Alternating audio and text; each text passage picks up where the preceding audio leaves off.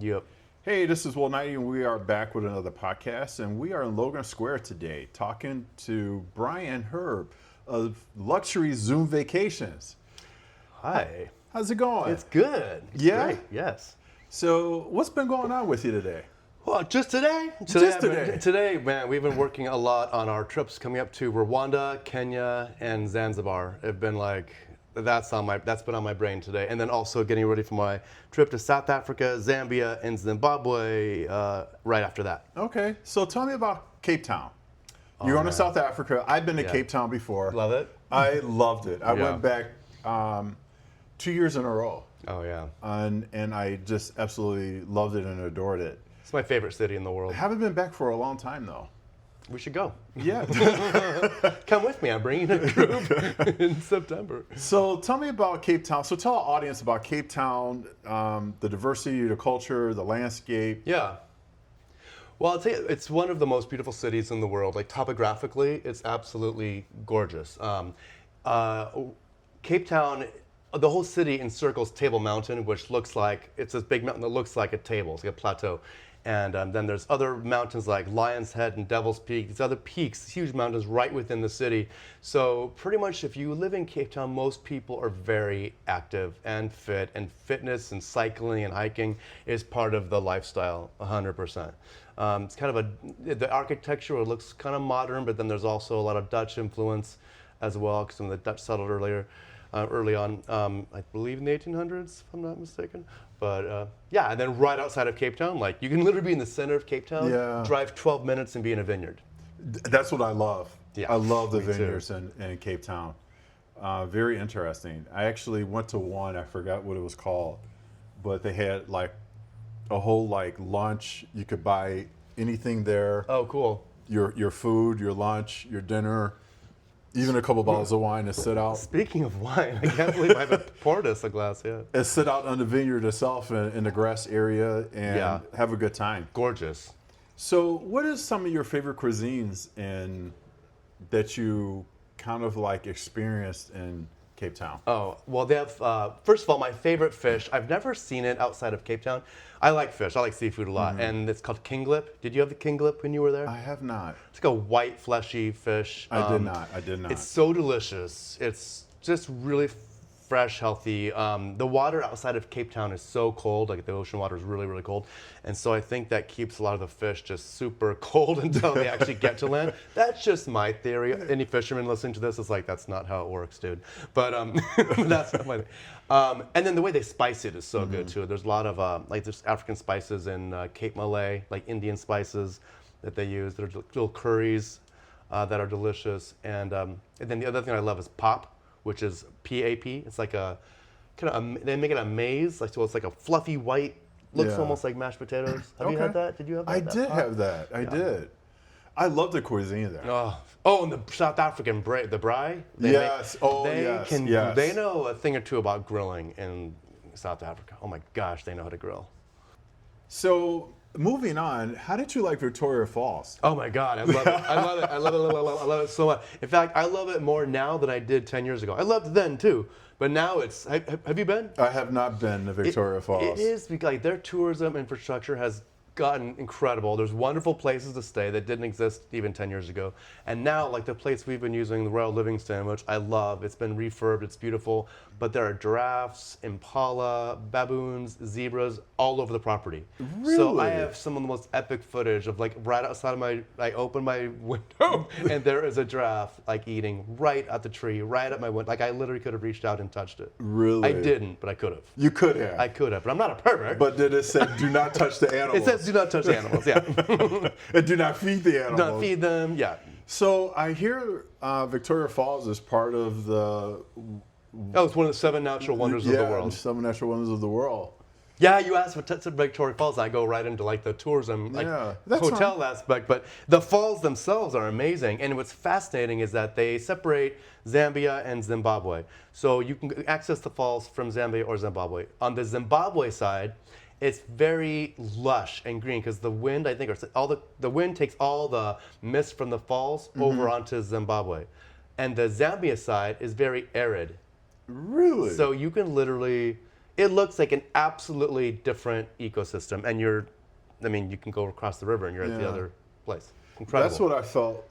Well, I just was in Brazil and Argentina. I went to the falls there, and Iguazu, yeah, Iguazu Falls, and it was amazing. I was looking at videos the day before I left to go to the falls, and I stopped looking at them because I wanted to experience both sides, and I wanted to be surprised. Yeah. And I have to say, the Argentina side is probably the best signage. So it's a huge park. They have different signage everywhere, so you don't get lost. They have guides. They have restaurants. They have places you can sit down. And the Brazil side is somewhat narrow. Yes, it's a smaller space. It's a smaller space. The yes. view is pretty cool though from the Brazil Yes, side. yes, it is. Yes, it is. Yeah. So tell me about, what does your customers expect? Like, A lot. Just kidding. So tell people, tell our audience, from the first day you land at South Africa in Cape Town. Yeah, so you land, and then we always have someone waiting to pick them up. We have our guide and driver picks them up, takes them to our 5-star hotel in Cape Town. That afternoon is at their own, just to relax and get over some jet lag. Some people come a day or two early. For those people who do that, I often suggest they go to the wine country or somewhere else for a little bit, or just stay in Cape Town because it's fabulous for another day. But then that evening, the opening night, we always have a big opening welcome, a really over-the-top welcome event. Like, it's not just like some little random dinner. Prosecco and bites. We do a big welcome event. And we always do a huge farewell event. And then there's also special events throughout the trip as well. And can you just mention, I know you don't want to give it all away because you want people to book your... I can't give you our secret sauce. Exactly. What's your question? Can you explain, what are some of the tours like? Well, so for instance, we go to the Cape of Good Hope. That's something that a lot of people will do, though. But we throw a few surprises in there. But the Cape of Good Hope is the southwesternmost part of Africa. Yeah. And when you get to the Cape of Good Hope, you can see ostriches, and you can see nyala, which is a type of antelope. You can see zebra. There's all kinds of animals you see there. And then, we saw whales last time we were there. Spectacular lunch there, and then on the way back to the city, we stopped by this penguin colony in Boulders Bay. That's a crowd pleaser. People love that. Yes. That's kind of a very rudiment. That's like a tour that many people would do. And when we do another day, we do a wine country tour. One of my favorite things about that wine tour is that we have lunch at one of my favorite restaurants in the world called Le Petit Femme, and they have their own wine. It's also a vineyard, so they have their own wine label. So all the wine we drink that day at lunch is from that vineyard. Such good food. Was not used to South Africa wine at all until I got to the winery, and I was like, wow, this is some good stuff. Oh my God, wouldn't you agree, the wine, the South African wine you get in South Africa is light years better than a lot of the South African wine that's exported that we get. Yes. Although really good label, if anyone's listening who wants a good bottle of around $30-ish, who likes red wine, is Meerlust Rubicon. That's one of my favorites. Okay. Yeah. All right. So let's talk about a safari. Yeah. Animal behavior, enlightening, what do people expect? Because sometimes you see TikTok videos, a lion is running after the Jeep where 10 people in it. Before AI animated, before those kind of videos were created, people, I think, did not expect that you could get as close to the animals as we can.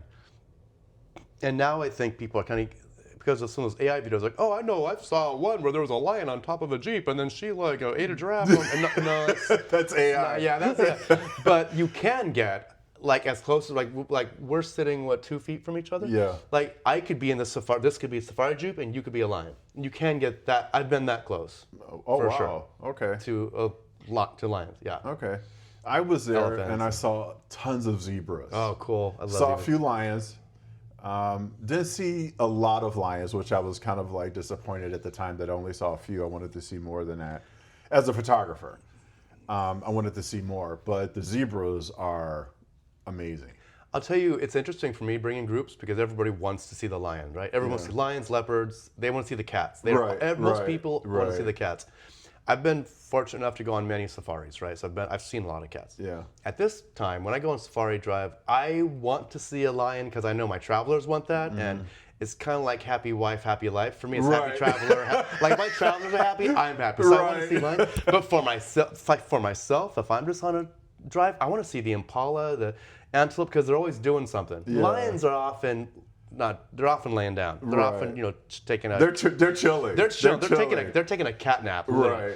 But the impala, like, especially if you get some and they're running near you and then they run across where you're going, you can see them like jump into the air and be in the air for a couple seconds, and then it's like, to me, that's like the magic of Africa. Kind of like, wow. To me, that's what I love. You know what's interesting is I love the nightlife in South Africa. Like just going in the cities. Yeah, love going out in the cities. It's vibrant. It's entertaining. Yeah. It's, what I realize is that people love their shoes. So it's just like they dress up and they have great shoes or sparkly shoes or gym shoes, and it's just like, that's funny. It's all about the shoes. Yeah, it's all about the shoes. That's funny. So how do you? I'm sure some of your clients, they're going some of your cruises or tours, like nightlife as well. Yeah, they're not going to bed at like 9 o'clock or 10 o'clock at night. So depends on the destination, but yeah. Okay. Yeah. All right. Yeah. So what you're at? Cape Town. One of the coolest things I love doing is going to a really great rooftop space in Cape Town. Okay. Like the Silo Hotel. The Silo is really cool. It has a great rooftop space. I love that. The restaurant scene is, as you were saying, is so good. Like Test Kitchen is just, man, I've never had a bad meal there. Is a Chef's Warehouse. I love going to those places. And then there's all these little, what's it called? This place, I think it's called something like, something like Talking to Strangers. Is that the bar we went? I don't know. There's there's so many little places you can just happen upon. Our group had a blast at that venue. Nice. Yeah. So what is any type of like drama stories you have for me at the in Africa? In South Africa? Oh my God, the craziest things that have ever happened on a group tour. The top two I could think of happened in Africa. But so one time we were on this luxury train going to Cape Town from Johannesburg, and we were going to. Once we got to Cape Town, we were going to drive 2 hours away to this place called Grotbos, where it's like a marine safari. Mm-hmm. Okay, so we're about an hour from Cape Town on the train. I get this phone call from the lodge. And they're like, "Hello, Bryan," and I'm like, "Hi, what's going on?" They're like, "We have a bit of some bad news for you." So the lodge had burned down overnight. Oh no! There was a lightning storm, and the lodge where we were going had burned down. So, oh no! And I'm looking at my group, like those group of. And you're with the group right now. Trying to have, and I have no poker face. And you're trying to have like a serious conversation, but not frighten everybody. And not frighten everyone, yeah. So I'm like, oh, interesting. And I literally like, hey, we're not right back. I went to the bathroom like, shit. So we ended up finding another place to stay, which was, and it ended up being great. Like we ended up handling it, and it was awesome, but it just wasn't at that lodge. But it was near there. Did the hotel, the lodge, help you find? They helped me. Yeah, it was a team. Yeah, it was a team effort. And then the other crazy thing that happened in Africa was we were in the middle of nowhere, in the middle of Kruger National Park, middle of nowhere. Yes. We had two planes that were coming in. They came in on one night, and they were taking us on to Victoria Falls the next morning. So the next morning, and so the pilots stay in our lodge with us, whatever. So the next morning we go to the planes. And overnight, hyenas had chewed through these cables on the planes, making them inoperable. Oh, no. So we had no planes. So they had to fly in 2 other planes. And I don't know how we made it to our flight to get to Victoria. We made it, but really? with 12 seconds to spare or something. It was crazy. And you're dealing with people's luggage as well. Oh, my God, all of that. All of that. Because people don't carry their own luggage, do they? I mean, you have someone... Yeah, we have porters to assist. And stuff. Wow. But that was crazy. That was like, are you kidding me? Hyenas? Oh my gosh. Whatever could go wrong, that trip went wrong. You don't expect that one. That's just not one you expect to happen. And people don't realize that you're working behind the scenes. Oh, yeah. And trying to put on a poker face. Right. To explain to them, You know, oh, the hotel that the lodge we were staying at is burned down. Yeah. And by the way, hyenas got into the plane and chewed up the wires. Right. Well, you remember being on the Peru Yeah. trip when all that stuff happened. But yeah, things can happen for Yeah. sure. I'm on any trip. You've got weather that's different than what you expected or something. Like there's Yeah. traffic that's different than what you expected. There's always stuff that I'm like handling in the background. You know always. what was interesting? I was in Peru and also was in Italy at the time. And you know how the transportation in Peru, the trains, they all went on strike. Yeah. Oh, Italy's famous for that too. Yeah, so the airlines the pilots went on strike. So I'm like, okay, I'm supposed to leave tomorrow. So I guess I'm staying in Italy for another day or two. Yeah, stuff like that can happen. I mean, Yeah. I was actually in the Maldives when the whole like Iranian war started, and so my flight through Doha was canceled. So tell me about that. And then we're going to go back. So we're going to go to your... That was incredible. Because a lot of people were stranded. Oh my gosh, well, it was... Okay, so a lot of people don't understand what the Maldives is. So it's a country, but it's made up of all these smaller atolls, these islands, okay? And each atoll has a ring of islands around it. Every island, there's some that are local, like local inhabited islands, and other islands are just a hotel, a resort that takes over a whole island. So there's, like the Four Seasons has 2 different islands. The Waldorf Astoria has an island. The St. Regis has an island. Oh, I all didn't know these different this. places have their own island. Okay. And the island has a local name and also has the hotel name. So you'll go to like Joali, for instance, is another one. And God, there's so many. But the thing is, so you get to most of these islands via seaplane. If anyone remembers Fantasy Island, it's like the plane. Yeah, it's like that, and it literally is just like that. And then that's how you get to most of them. You fly. Your international flight is generally into Male, the capital, and there's some islands that's in its own atoll. So Male has all these islands around it, and you can get to those islands via speedboat. If you're not in one of those islands, you need to take a seaplane to one of the other atolls, and sometimes as much as far as an hour and a half away via seaplane, and then you go to that island, okay? So what happened when the Iranian war happened was that in Male, there are not that many hotels, and it's not really a place you want to stay. It's not like, it's not the vibe. Okay. It's not. All right. So a whole bunch of people, let me back up. The seaplanes can only fly up to they can't fly after sunset. Okay. Yeah. So and then most of the flights are like out by they start, different times, like 11 p.m., 1 a.m., whatever. So you're kind of at the airport waiting, unless you're in one of those islands near Male, in which case you get speedboat later. But anyway, so all these people, thousands of people, flew from wherever resort they were staying, Patina, Waldorf, Right. whatever, flew to Male, waiting there for their flight. And then, I think it was around 9:30, we all got notified. Was it 9:30? That the flights were canceled into Doha and into everywhere, into everywhere. Dubai, into Abu Dhabi. Most Right. people are flying there to Maldives via those those places, those cities. And so, as you can imagine, you had thousands of people in Male Airport stuck because they can't. There's nowhere for them to go. They couldn't. They couldn't fly to Italy. They couldn't fly they couldn't fly anywhere. to Madrid. They couldn't fly anywhere. Nowhere. They couldn't go back to their resort because it's the seaplane journey back to their resort they just came from. So they're just stuck At the airport. at the airport.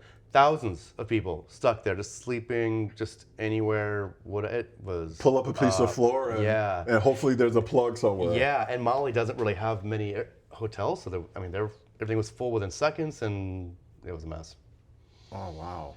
So how did you get back? Oh my gosh, my business partner is pretty amazing with flights. There were some flights that were going through that became open for like other Asian destinations. So I flew. Oh my God, my flight was insane. For some people just didn't want to even do this, but I flew. Right. I ended up getting out of there. I flew from Male to Kuala Lumpur. Yeah, because there was a flight available, so I flew there. And then I flew to Jakarta, and I had to stay the night at the airport. That sucked. Oh, no. Yeah, and then that was a long layover too. And then flew to Tokyo, Narita, and then I had to take a 2-hour bus to Tokyo Haneda, and then I flew from Tokyo Haneda to Los Angeles, and I had a long layover there, and then I flew from Los Angeles to Chicago. How it long? was like 48 hours or something. How long more. did you sleep for the next day when you got home? Oh my God, I was such a zombie. But I was just so thankful to be home. Right. I was just so thankful to be home. So what's interesting to me is, obviously, when you're on a tour and you're in there, I don't think you can take a carry-on. Oh my gosh, I bring a lot of stuff. Right. Because I've got bringing stuff for the group. I've got all kinds of things. Right. You have a suitcase. Oh yeah. A large king-size suitcase. Oh, I have a couple suitcases full. It depends how big the group is, but I'm bringing all the swag for my groups and stuff too. So did they, like, I would be like, keep this fucking suitcases. I'm carrying on my bag and a bag, whatever my electronics is, and I'm done. No, I checked everything. I checked it home.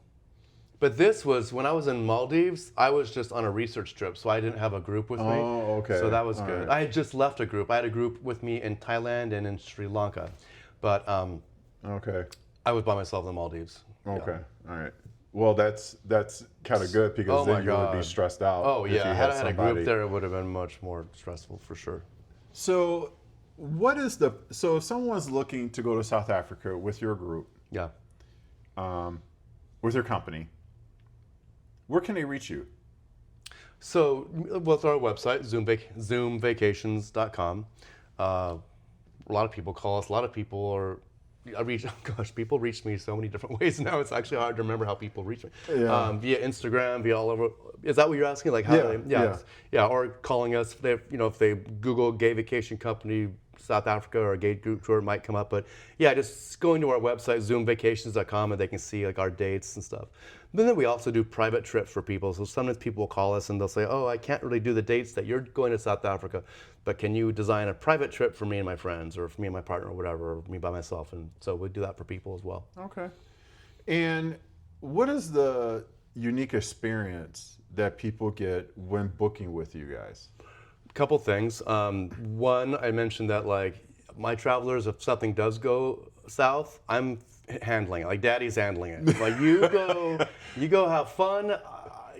Leave this with me, and I've got it covered. Your vacation. You go enjoy yourself. I'll handle this, which I do, or my business partner, whoever's leading the trip, we handle it. The other thing is we're creating really elaborate special events, like our special event farewell in Zambia is super, super, super cool.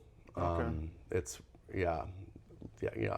I won't spoil what it is, but right. as a reminder, it's at Victoria Falls. So Oh, really? Okay. Such a cool special event. Does it involve a helicopter? We do a helicopter tour, but that we have done that at special events in some destinations. But no, we generally don't do helicopter as a surprise thing, because there's many people who are scared of helicopters. Yeah. So that there's certain things like we don't want to do that because of that. And, right. And when is your next trip to South Africa? my next one, the group trip starts September 23rd. I've got two back-to-back, one September 23rd to October 3rd, and then one October 9 to 19. So I'll be there in the middle of that time. I'm actually going to go to Mozambique to check it out for future trips. Just to check it out for future trips. And so how do you research your trips? You just said a minute ago that you were in the Maldives, I believe you said. And we're actually experts in the Maldives. I don't know anybody who's been to as many resort properties in the Maldives as my business partner and I have. We made it a goal during COVID to become experts in the Maldives. I think I've been to over 45 resorts, so I know it. So whenever anyone wants to go to the Maldives, let me know and I'll tell you which. People tell me what they want, and I'll tell you which resort has what you want. But also, like, I'm flying to Thailand and I'm going via Singapore, and so I'm using that chance to explore a little bit of Singapore, and I'm also hoping to go to an island called Bawa, which is this amazing island that I think would be a good... I've heard of this island It's supposed to be really, really, really cool. The snorkeling is supposed to just be over the top, and I know that'd be something great to offer my travelers who are doing maybe some of our other Southeast Asia tours. They could then add on maybe 3 nights in Bawa or something. But I need to check it out first, so we're always checking out the destinations before we actually plan a group. And how do you check out the destinations? Meeting with local tours board, local hotels. Like when I go to London, for instance, every time I have not gone to London and not visited, less than 9 hotels since I can remember. So anytime I go to London, because there's always in London. You're there's just so much. visiting. You're just visiting hotels. Mm-hmm. Do you And excursions and doing different things. Like I'm pretty busy when I'm doing these research when you're trips. traveling? Yeah. So interesting. So you do a lot of research. Yeah, a lot. A lot of our time is spent doing research. Like every time I'm going to Cape Town early, and I'm going to go to the wine country early, and I'm going to go to some different resorts within different wine resorts because I think that it's a nice way to start your time. I think it's a nice way to get over some jet lag. Spend a couple nights in wine country, it's perfect. But I want to make sure that I know my travelers are staying in the right place for them, in the best place. Now, I don't like to say the best place because best can be different for different people depending on what they want. So the right place for that person. Yeah. So do you find that when you go to these different places, let's say South Africa, since you're going there soon, and you go to the wine country, and obviously everybody's trying to get your business when you get there because you obviously they know who you are or you tell them who you are. Yeah. Do they try to oversell? That's a really good question. I feel like people take really good care of me.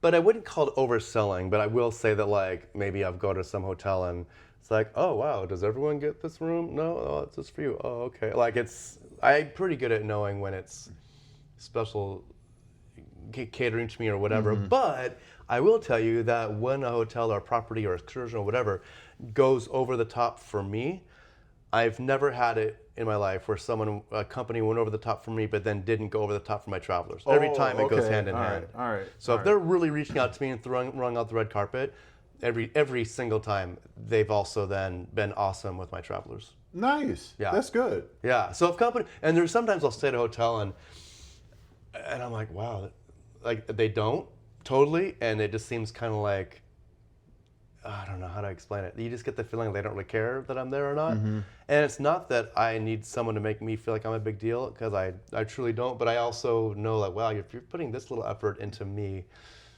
how much effort are you going to put when I have do you value my group? Like, do you care about our group? Right. Yeah. Because you have a group of like 20 people. 20 people, and they're spending money. Yeah, and they're LGBTQ as well, Right. or they're LGBTQ friendly. So I want to know right away: is this a hotel that's just, oh, my manager says I gotta get this guy a room, ugh, or is it, wow, we love LGBTQ people, and it's usually that. It's usually people who know that, because LGBTQ travelers, like gay travelers, we're nice travelers generally. Like we spend a lot of money. We spend a lot of money Because we have no kids. Correct. We're dinks. We're dinks. And double income, no kids. That's exactly it. And we spend the money at the hotel. We spend it at the spa. We spend it at the restaurants and the bars, and like, plus, like, if you go to, I just actually wrote an article about this because I write articles for different publications in the U.S. and I was writing about how, like, one of the things that differentiates LGBTQ travelers, and I think everyone can be like this to a degree, but I've noticed that it's,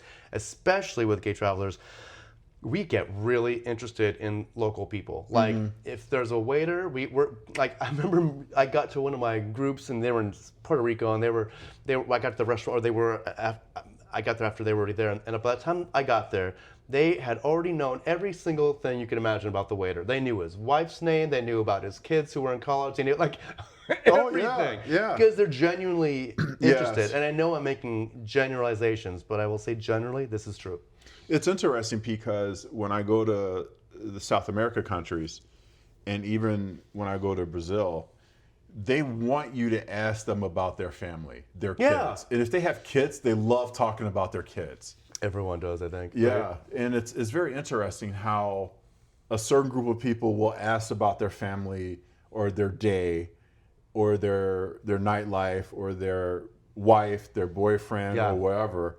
And it's just kind of like they feel, how do you say it, more involved in you and what you're doing. Yeah. And then they give you recommendations. Right. As of like, you should go here, or you should go, you shouldn't go to this restaurant, you should go to the other restaurant. What they do is, what's in relationships, you would call it bids for connection. And it is connection. And I think that our travelers are genuine, very genuinely interested. It's not just trying to be intrusive or whatever. No, they're really interested. They just find it fascinating. They find people fascinating. They like people. And Americans are fun. Sometimes. I mean, I say listen, sometimes I mean, because I've traveled and been around. most of my travelers are Americans, and I love our travelers are. I'm constantly proud of the people who are on our trips and just how they comport themselves. I'm constantly like, they're so cool. Like, Yeah. they really are. They really, really are. So a lot of people will hear this and they're like, "Oh, I can't travel with the group." What's the drama with the group? Any dramas with the group? Not really. I'll tell you that sometimes people say, "Oh, there's always one." people. I will say that Really? people will say that. There's always one, and if there's not, it's you. But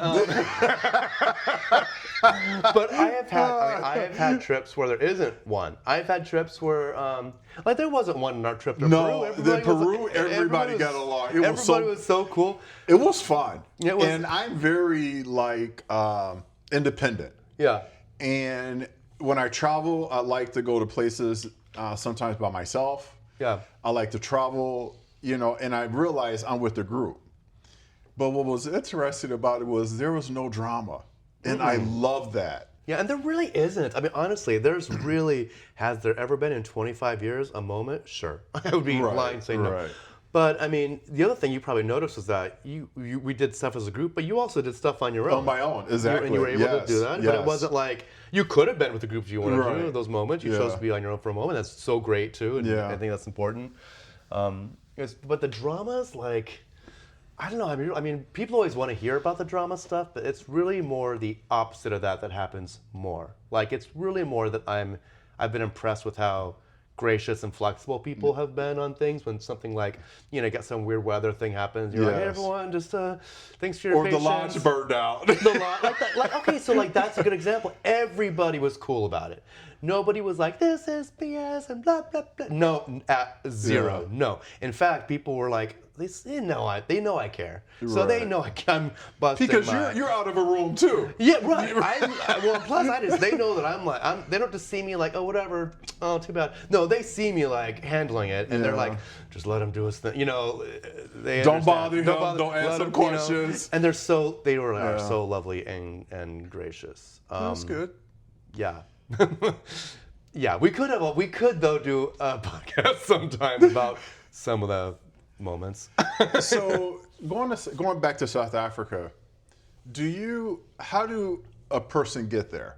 Is that I know sometimes your trips included or not included. International flights we generally don't include. We'll help people get there. We'll like arrange flights for people, but our trip pricing never includes the international flight.